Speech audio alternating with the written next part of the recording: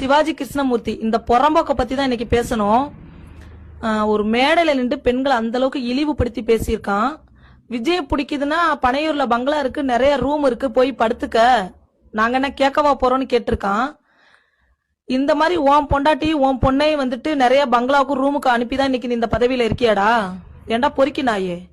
இந்த பொதுமக்களும் இந்த பெண்களும் ஓட்டு போட்டதுனாலதான் உனக்கு இந்த பதவி.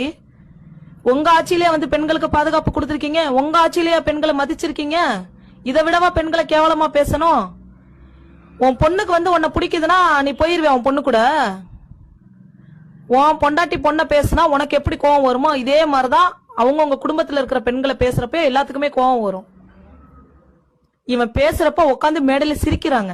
உங்க வீட்டுல எல்லாம் பெண்கள் இல்ல, இதே பேச்சுதான் உங்க வீட்டுல இருக்கிற பெண்களுக்கும் வரும்.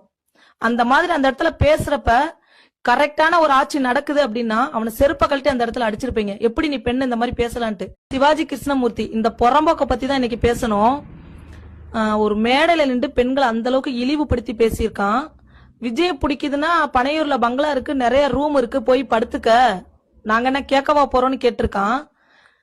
இந்த மாதிரி உன் பொண்டாட்டி உன் பொண்ணை வந்துட்டு நிறைய பங்களாவுக்கு ரூமுக்கு அனுப்பிதான் இன்னைக்கு நீ இந்த பதவியில இருக்கியாடா? ஏண்டா பொறுக்கி நாயே? இந்த பொதுமக்களும் இந்த பெண்களும் ஓட்டு போட்டதுனாலதான் உனக்கு இந்த பதவி. உங்க ஆட்சியிலேயே வந்து பெண்களுக்கு பாதுகாப்பு கொடுத்திருக்கீங்க, உங்க ஆட்சியிலேயே பெண்களை மதிச்சிருக்கீங்க. இதை விடவா பெண்களை கேவலமா பேசணும்? உன் பொண்ணுக்கு வந்து உன்னை பிடிக்குதுன்னா நீ போயிருவே உன் பொண்ணு கூட. உன் பொண்டாட்டி பொண்ணை பேசுனா உனக்கு எப்படி கோவம் வருமோ இதே மாதிரிதான் அவங்கவுங்க குடும்பத்துல இருக்கிற பெண்களை பேசுறப்ப எல்லாத்துக்குமே கோவம் வரும். இவன் பேசுறப்ப உட்காந்து மேடையில சிரிக்கிறாங்க. உங்க வீட்டுல எல்லாம் பெண்கள் இல்ல, இதே பேச்சுதான் உங்க வீட்டுல இருக்கிற பெண்களுக்கும் வரும். அந்த மாதிரி அந்த இடத்துல பேசுறப்ப கரெக்டான ஒரு ஆட்சி நடக்குது அப்படின்னா அவனை செருப்ப கழட்டி அந்த இடத்துல அடிச்சிருப்பீங்க. எப்படி நீ பெண் இந்த மாதிரி பேசலான்ட்டு.